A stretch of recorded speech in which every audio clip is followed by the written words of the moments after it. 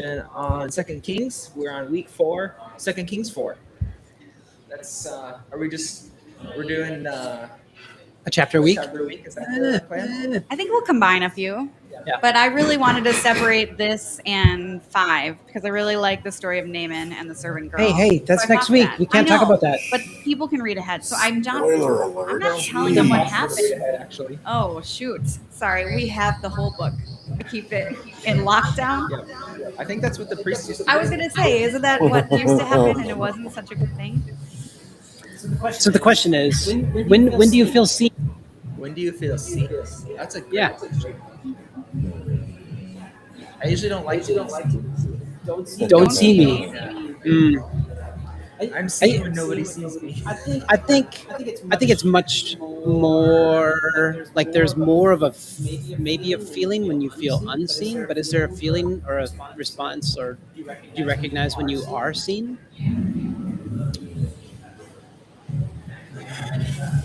Um, I don't know. I think there's.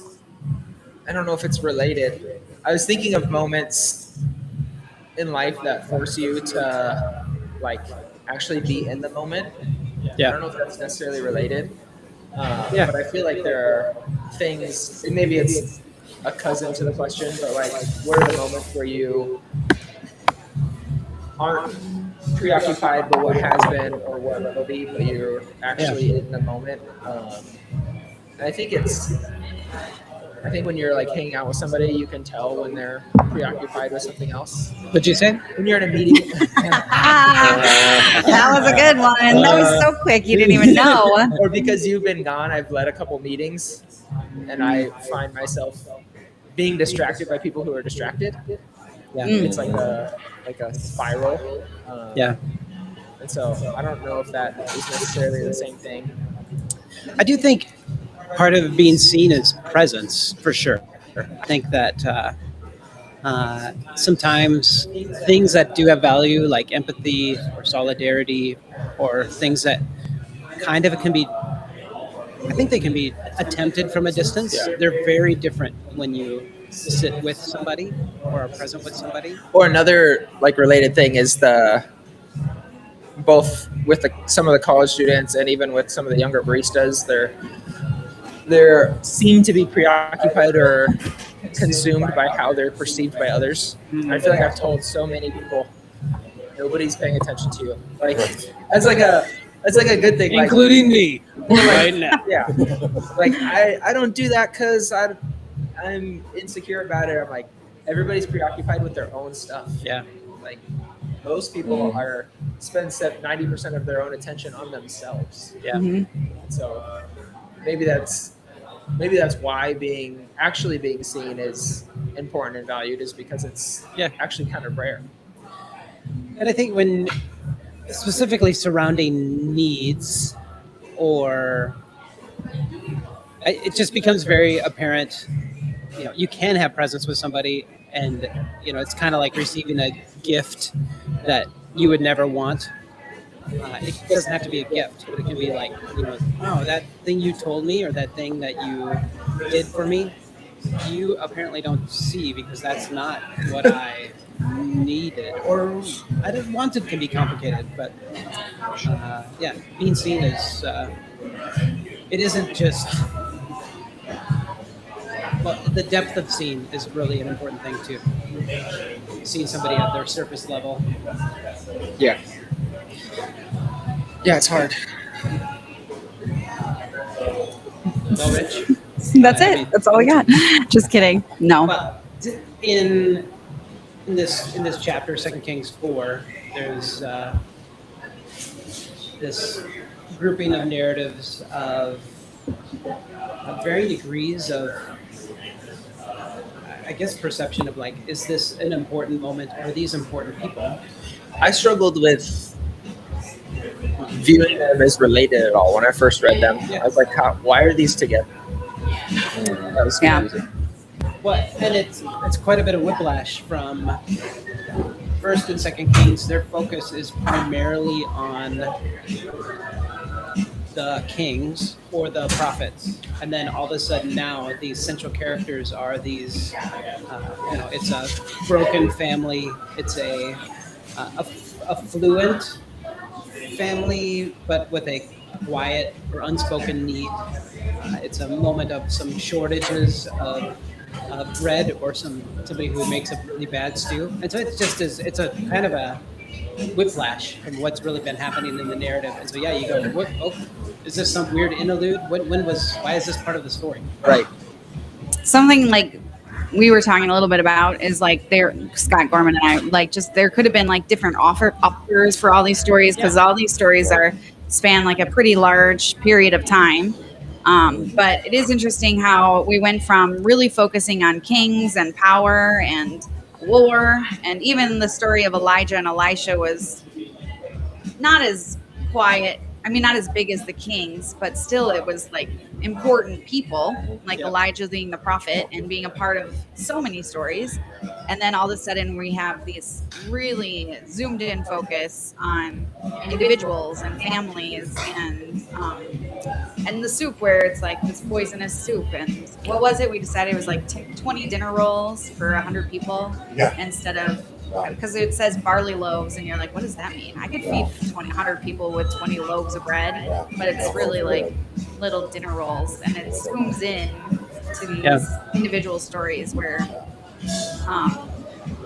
everything felt like it was about power, which is interesting when you think about the week next week. It is such a huge discussion about power versus the servant, like somebody that doesn't have any power at all. So there's just it just zooms really far in, and I feel like it's such a it's a moment where we really see what God is seeing and like what Yahweh is caring about, because these people, it shouldn't impact, I mean, it doesn't impact, like these stories don't impact a large group of people. Right. It's just like this family. Maybe a larger community, but it doesn't impact everybody. Well, for the most part, a lot of these stories are invisible to the majority of people. Where the stuff in the previous chapters, people knew about it. Yeah. It was affecting their lives because it was based on such national monumental things, and then zooms way in and shows exactly how wide God's his view is. I mean, he's not just concerned with nations and kings. He's concerned with people who are otherwise invisible. Mm-hmm. I think like infinity is a parallel perspective when you think about the scope of infinity, and then you think about in a room like we're in right now, the scale of every person has this gigantic story narrative, not of just their day, but their whole life experience. And so with the 25 people, 30 people that are in this room, it's an infinite scale of story. And most of our intellectual energy, our capacity is given to our own. And to look a little bit outside of our own narrative is this leap. It's beautiful. And so, but incredibly complex, because we just get this little snippets of people's life, their experience, their story, what's fueling them and what's confusing them and what's the challenge for them, and which comes to this narrative where the thing that we see is that while I can really struggle to have the capacity to understand other people's experience, apparently God is grabbing everybody's experience in the midst of even the king's narrative down to a widow who's has debt collectors coming with threats. So God has that scale of grabbing a story, and that's a big difference between if I would think of God, you're just like me, and you only care about yourself, or you only see yourself, or you only but God is, in his infinity, is grabbing onto all these narratives and is interacting with them all. Yeah, I think like these stories are probably stories that were untold and happening during all of the other writings of Kings, and so it's I wonder if the purpose of them, or part of the purpose, is to remind people that God's concern isn't only the kings, the nation, the relationships, God's concern is our everyday experience. Yeah. And here's a couple stories to show that God is at work in those stories. Yeah. I love the narrative in Mark 1, which is a different gospel start. It's not little baby Jesus. It's right Jesus, the character. What is the character of the Messiah? Is how Mark 1 starts, and so there's baptism, there's the calling of disciples, but then right away he heals demon possessed and this man with leprosy, and again to the whole narrative of Mark. How does the Messiah interact with people? The first thing that stands out is the people he interacts with are the most insignificant of all. Those that were Over and over again. viewed as being nothing or outsiders or outcasts or unclean. That's the beginning of Mark to say that, hey, this is who God sees.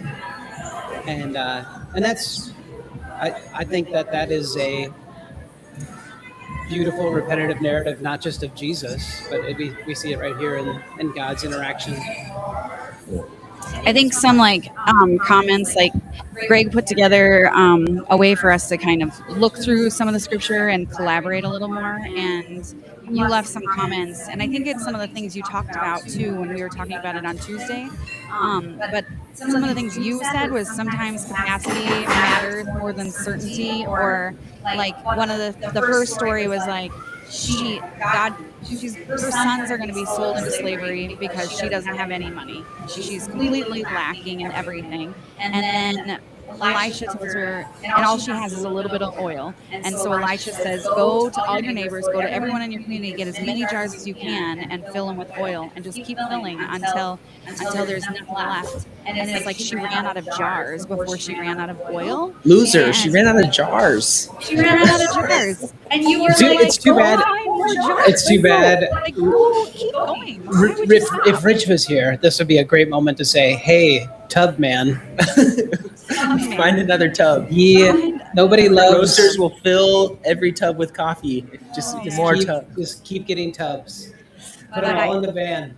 We'll fill them with Yeah. beans." I do think that story is so interesting to me because I do think that I was writing earlier that the humanity's favorite response, I think, to God is this not enough. I'm not enough. I don't have enough. There isn't enough. And this story is literally the opposite of that. It's like what you have is enough. You just have to participate. Like, Yeah. what are you doing? You ran out of jars? How many times have I ran out of jars? Like God's doing things and I just don't participate. Yeah. Well, the prayer is, God, we need some oil, not, hey, I got to find more jars. And that's the narrative of, it's part of all of these narratives. So that this lady has to be an active participant in getting jars, in being vulnerable and asking for jars. It's, I think really quickly about, you talk about insecurities, the moment when you're known to be impoverished and you're going to your neighbors and your friends and kind of friends and all this stuff and saying, hey, I need all of the containers you have. And the answer for sure, it's not a question, the answer for sure is, Why? what are you doing? What are you doing? And What are you Have you lost your mind? And then, the next narrative, this lady who Elisha says, hey, in God's favor, his blessing, you're going to have a son this next year. And She didn't even ask for it. and She didn't bring it up. It wasn't a topic. Yeah. He just did it. And the center of that narrative is that God sees even what was not asked for. Yeah. It wasn't just Elisha. That Elisha didn't give the baby. No, He didn't. I'm pretty sure. That's a different. But her response is, "Don't get my hopes up." That it's offensive even. And then the son grows, and all of a sudden he has a headache, probably an aneurysm, and dies. And but in this moment, it points to her relentless commitment, and she goes to Elisha the prophet and has this character trait of just hanging on, this persistence. Again, because what would seem the most natural in a moment when you don't have any oil and you're asking for containers, you've kind of lost your mind. In a Yeah. moment when your son has died and you're saying, get to the prophet, it's very easily a moment to just quit. And so her persistence, and the same in those last two stories with the soup, there was the persistence of at least making something. Well, and they were persistent. I mean, he went out, there was no food, there was famine everywhere, and he went out to find gourds and feed everybody. Like, he was trying really hard, and it Where he was just in Minnesota, happened to picking every be. mushroom he found. He was like, these are good. This is food. And then he was like, well, actually, it's all poisonous. And then Elijah, I don't know flour, but that saved the day, apparently. And Yes, it was a little too thin. a little too thin. He had to make a Thicken it roux, up a little bit. and suddenly the soup wasn't poison anymore. And in the last narrative, that there was the intentionality of they made something. They had 20 barley buns. Barley loaves. yeah. Barley buns. Yeah. I have to say their dinner buns. Otherwise, No, I'm like, it's all the bad. loaf is too big. It is little. But in all of these narratives, the simple is like, God, if you see me, then just meet my need. I think that can be an easy prayer. Mhm. And these narratives go down to the insignificant. God, you see me, and I'll participate. Yeah. And I think that the equation isn't if God sees me, He's going to fix everything. Rather, God does see me, He does love me, and I'm invited to participate in even in the miraculous. Yeah. Yeah. I like, Greg, were you going to say something No. before? Okay. One of the verses that you were talking about was 2 Corinthians 12:9. My grace is sufficient for you, for my power is made perfect in weakness. And I see it, but I don't fully understand. Like, part of me is like, that feels different. So, like, why does that connect for you? Why does it connect? Yeah, like, how does, I mean, I kind of see it, but I want to know how. Well, I think the people in these stories, they were either defined by their mistakes or their lack of something, and like I feel like that is the verse that God is saying to them in that moment. Like, hey, dummy, what I have enough. Might not be dummy, but maybe. They always say it. He talks to you that way. Rich wrote it in one of the notes one time. Hey, dum dum. I'm like, All the time. I can't say it. I'm like, no. All the time. But I think that's like it's in our weakness, he is strong motif. It's like literally, it's not the moment we think it's about us or we haven't figured out is the moment we missed it. Yeah. And so these stories were a constant reminder of like God's provision is much larger than our lack, much larger than our need. And so I do hear him say, hey, dummy, I got this. Why don't you stop stressing? And I think it goes back to what I said earlier about living in the moment to some degree. Like, I think sometimes God's telling me, stop worrying about what was been, stop worrying about what will be. Do what you know, what is right in front of you right now. Yeah.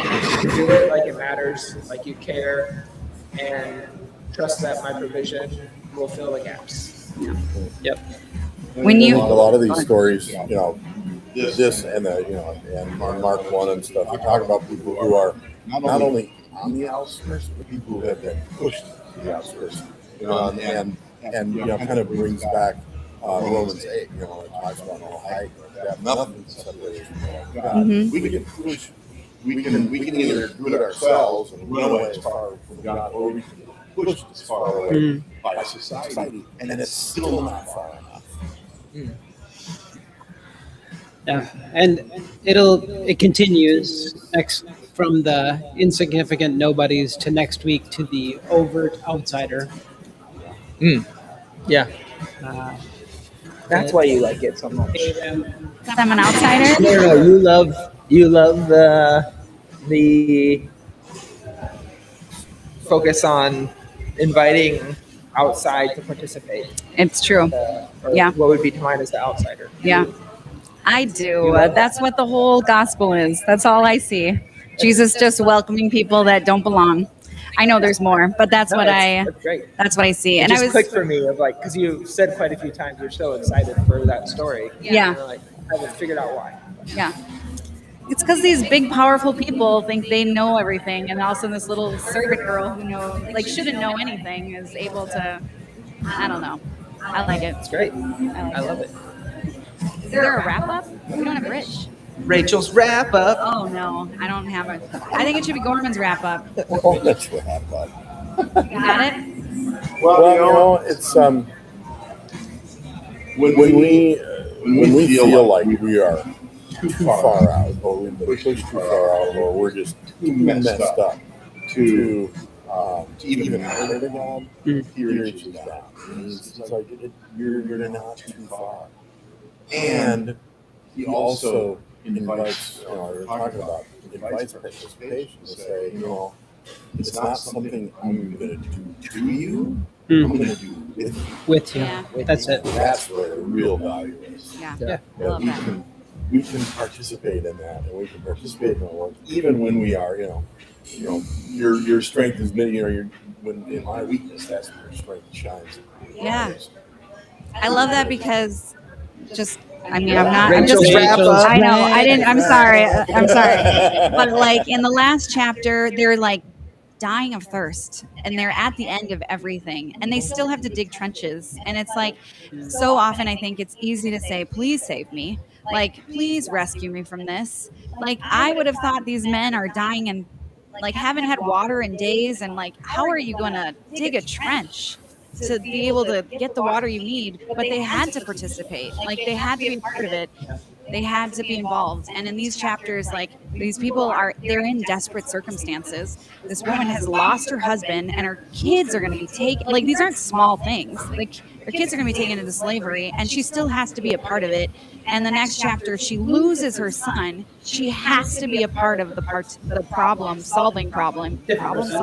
Yeah, different person, lost her son, and she's still a part. She still has to be persistent and participate. And I feel like when I look at these stories, I want to, like, if I see that, I'm like, I want to fix it for you. I want to make it done, make it fixed. But God is for sure like, no, you have to be a part of this. You can't, I'm not just here to, I mean, he is the rescuer, but he's not just here to rescue, and you don't have to do anything. And so even when it's tough, you still get to be a part of it. So. Thanks for joining us, guys. We will go to Rachel's favorite story next week, so tune back in for that.